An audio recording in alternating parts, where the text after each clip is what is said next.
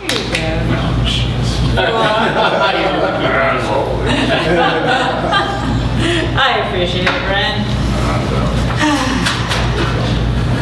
Okay, I call this one continuous today. The never-ending tomorrow is an insomniac's nightmare. Tomorrow cannot begin until today's end, until you finally fall asleep. Until then, it's just one very long today, where you hope you're not just wasting your time, juggling projects, running from one event to the next, navigating through the challenges of life and inevitable bullshit. And it doesn't take too long to figure out that a to-do checklist is arbitrary, because no matter what's on the list, there's always more to be done. And you're only finished with checklists when you stop using them. Even with something that kind of makes sense, such as a grocery list. I keep that one on my phone since I can temporarily delete everything once I go shopping, only to add more items when I return home. At least that doesn't drive me nuts because I have the expectation of using consumables.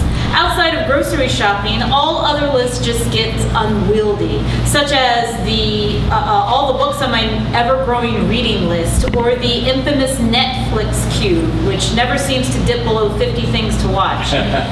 Even the millions of things I don't bother to list on a list are never ending. Yes, I like getting shit done.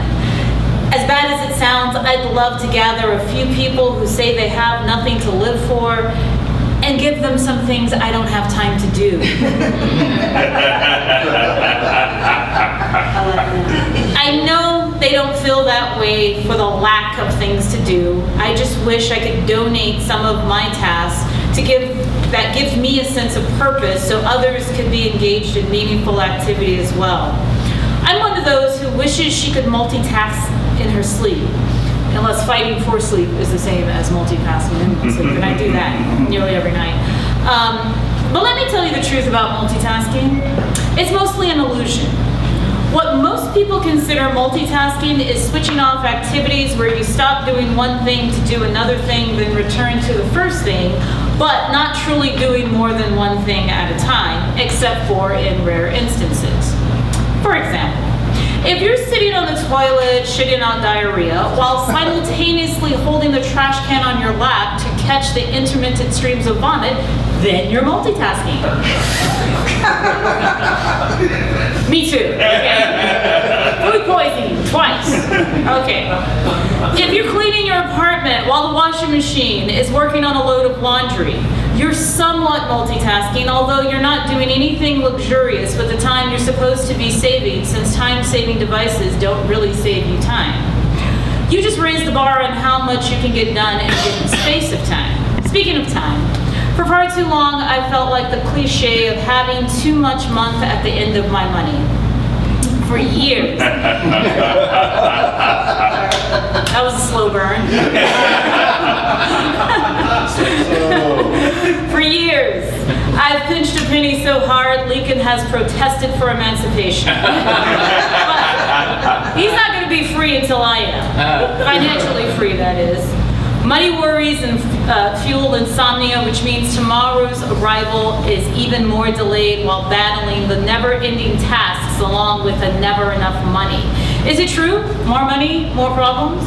I couldn't tell you, since I've never been in that situation. What I suspect is that people who are prone to bad ideas to begin with can fund those bad ideas more if they were flush with cash. With more money, there's more room for error, which can be a good thing, especially when trying out innovative ideas. Ah, yes. They dreamin' and schemin' insomnia. So many roads lead to insomnia, if only I could monetize it. But I don't want to dwell on that too long, since it'll become more grist for the sleep-deprived mill.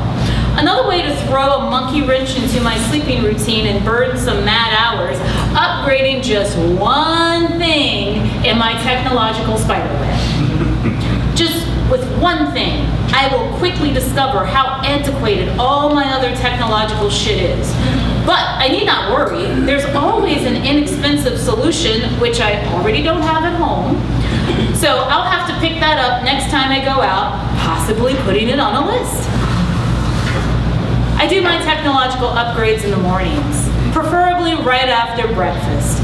That way, I can take full advantage of all the daylight hours troubleshooting and perhaps have the matter settled by bedtime. If not, I'll enter into one of the many disturbing, nightmarish landscapes with my favorite reoccurring scenario where I wander around looking for that one item. And no matter how close I get to finding it, I never do. At one point, I acknowledge while dreaming that I'm in another version of an anxiety dream, or I wake up. Either way, I've not quite rested for the night. It's like being on the same day 2.0, which is why I'm a little surprised it's already June. According to my sleep-wake cycle, I'm in April. I've started doing stretches before bed to help my body at least prepare for sleep, although the real source of a sleepless night is my brain not turning off. I've resisted taking sleeping pills because I don't want to become dependent on chemicals. Besides, someone has suggested that Ambien causes racism.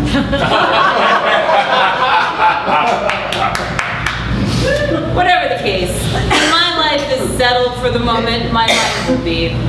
Just like the song says about having a satisfied mind. A more accurate song for me would be, I can't get no satisfaction. It's all about the hustle and the bottom line, which brings me back to strategizing and making lists. I've never completely abandoned the idea that I can maximize my time and activities to be more efficient. I just wish at the end of the day, Mr. Sandman, or any of the Sandman family for that matter, would enter my anxiety-riddled mind like one of these Hollywood action movie heroes and do battle with insomnia. Since I'm prone to vivid dreams, which I can often control, I'm going to will myself to sleep, trying to evoke some Sandman action hero thoughts. If I'm not going to rest, I might as well multitask by creating something I can write about when I wake up.